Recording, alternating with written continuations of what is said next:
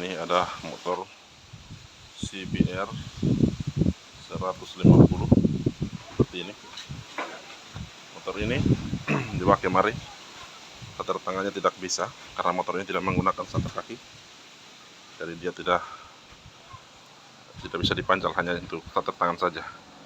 Setelah saya cek di sini bagus, starter tangannya bagus, dipinjit di switchnya ini bagus, tombolnya ini bagus, kakinya juga bagus, voltasenya 11,60. Ternyata yang rusak adalah ini adalah bendik starter atau switch starter ya. Ini dia. Sekian, terima kasih.